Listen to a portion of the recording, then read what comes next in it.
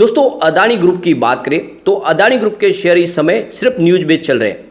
इनके बिजनेस से इसका कोई संबंध नहीं है, चाहे बिजनेस कितना भी शानदार हो। अगर कोई खबर निगेटिव आ रही है तो उसका बहुत ज़्यादा निगेटिव इफेक्ट देखने को मिल रहा है। स्टॉक के अंदर बहुत ज़्यादा लगातार गिरावट हुई है और ये तब से हो रहा है जब से हिंडनबर्ग की रिपोर्ट निकल कर आई। उसके बाद से जो सिर्फ न्यूज बेस ही स्टॉक चल रहे हैं और हमने देखा है कि क्वार्टर 4 बहुत ही बेहतरीन थे सभी कंपनियों के लिए, उसका कोई पॉजिटिव इफेक्ट ज़्यादा देखने को नहीं मिला। तो जैसे कि अमेरिका से एक बड़ी अपडेट और निकल गया, उसके बाद में फिर से नेगेटिव माहौल बना, लगातार गिरावट हो रही है। तो जो हिंडनबर्ग का भूत है वो अभी भी अदानी ग्रुप के शेयरों को परेशान कर रहा है।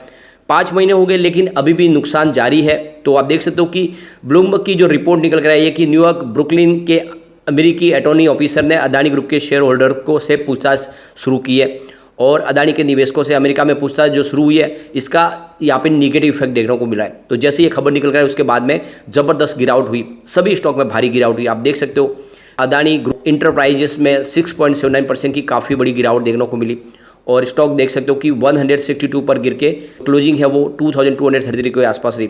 और जो मार्केट गैप है उसमें भी भारी गिरावट हुई है, जो इस समय देख सकते हो करीब 2,54,573 को भी मार्केट कैप रह गया है।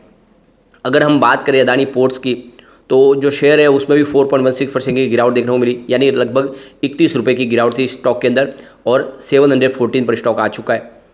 अगर अदानी पावर की बात करें उसमें भी 5.61% की काफ़ी बड़ी गिरावट थी और देख सकते हो कि 242 पर स्टॉक आ चुका है। अदानी ट्रांसमिशन लिमिटेड की बात करें तो यहाँ पर भी 6.38% की बहुत भारी गिरावट हुई, यानी देख सकते हो स्टॉक 753 पर आ चुका है।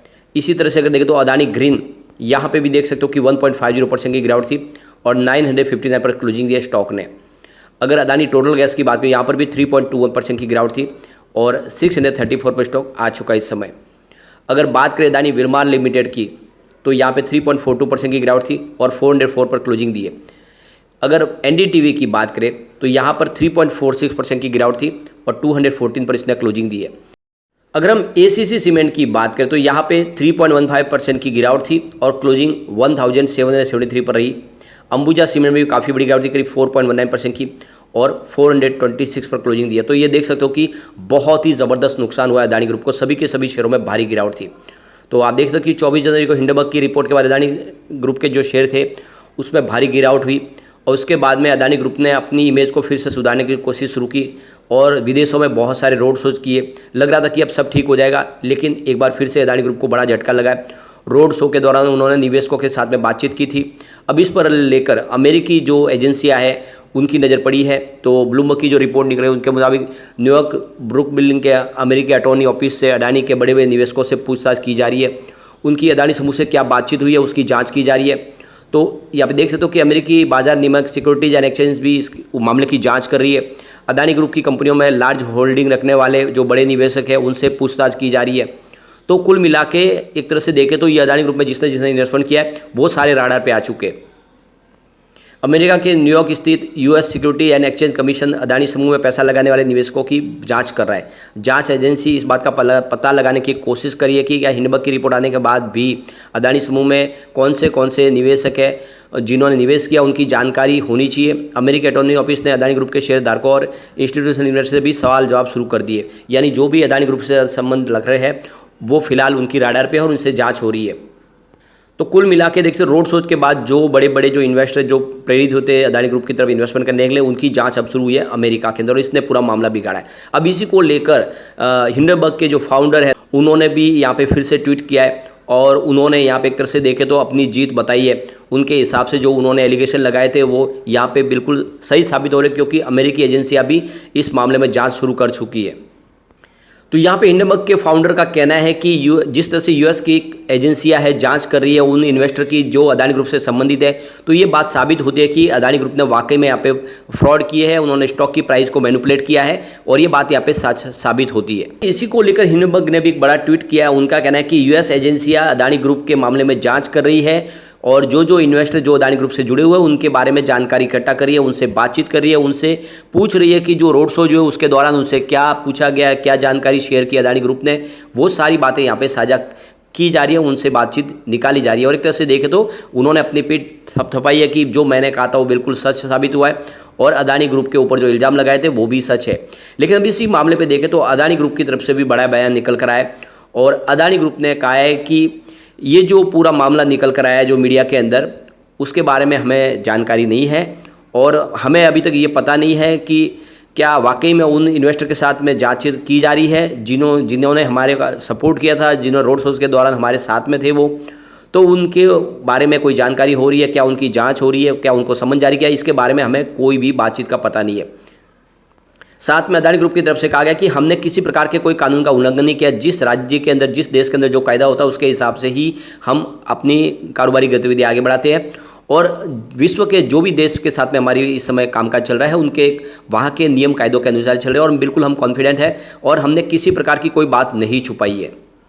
यहाँ पे जो सबसे बड़ी बात है, अदानी ग्रुप ने इस बात को पूरी तरह से खारिज किया है कि अदानी ग्रुप के जो कानून के तहत काम नहीं करते, जो भी रेगुलेशन की अथॉरिटीज़ की तरफ से जो नियम कायदे बने हैं उसका फॉलो नहीं करते, इस बात को हम पूरी तरह से खारिज करते हैं। हर तरह के नियम और कायदे जिस देश के बने हो उसके हिसाब से ही हम अपने बिजनेस को आगे बढ़ा रहे हैं और किसी प्रकार के किसी कानून का कोई उल्लंघन नहीं करे, इसकी तरफ से हम ये इस बात को नकार रहे। तो कुल मिला के देख सकते हो कि उनकी तरफ से यहाँ पे एक बड़ा क्लेरिफिकेशन आ गया है कि अभी तक हमें पता नहीं कि किसकी जांच हो रही है, लेकिन हमने किसी प्रकार का कोई गलत काम नहीं किया है।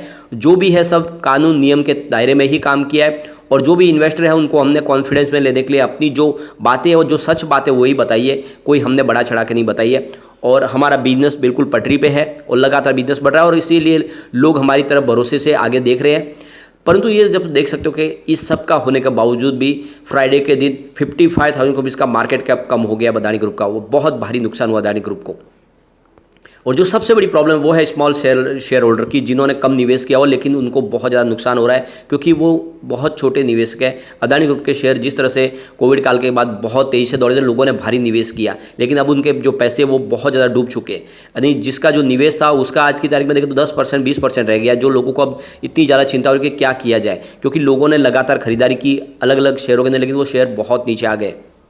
तो कुल मिला के ये सारी के सारे जो इल्ज़ाम है लगातार लग रहे हैं, समय समय पे अलग अलग एजेंसियां लगा रही है, लेकिन यहाँ पे जो सबसे बड़ा जो प्लस पॉइंट है इसके लिए कि जो सेबी जांच करी थी उसमें अभी तक कोई भी गलत बातें निकल कर नहीं आई, अब तक तो यही लग रहा है। और जो सबसे बड़ी बात है कि जो 6 सदस्यों की जो पैनल बनाई थी सुप्रीम कोर्ट ने, उसने एक तरह से क्लीन चिट दिया अदानी ग्रुप को। उन्होंने जो मामले की जांच की उसमें किसी प्रकार का कोई भी कानून का उल्लंघन नहीं पाया। उन्होंने ये कहा है, उन्होंने 173 पेज की एक बड़ी रिपोर्ट पेश की है जिसमें कहा गया है कि अभी तक फिलहाल अदानी ग्रुप के ऊपर कोई इल्ज़ाम साबित नहीं हो रहा है, लेकिन फिर भी पॉलिटिकली इस मामले को बढ़ाया चढ़ाया जा रहा है और इस वजह से नुकसान बहुत ज़्यादा हो रहा है शेयर होल्डर का। और इसी बात का ध्यान रखना चाहिए कि अभी अमेरिका में जो जांच चल रही है वो किस मामले में चल रही है, वहाँ के जो इन्वेस्टर के उनके बारे में चल रही है, उनसे क्या जानकारी इकट्ठा की जाए, उसकी सही बातें तो बाहर निकल के नहीं आ रही, लेकिन उसका जो एक असर है वो बहुत ज़्यादा निगेटिव होता है और उस वजह से गिरावट होती है। और इसीलिए हमें इस समय थोड़ा सा सावधानी के साथ बने रहना है और जो इन्वेस्टर है उनको इस समय पैनिक होकर लॉस में शेयर नहीं बेचने चाहिए। काफ़ी ज़्यादा गिरावट हो चुकी है, आने वाले समय जैसे पॉजिटिव माहौल बनेगा,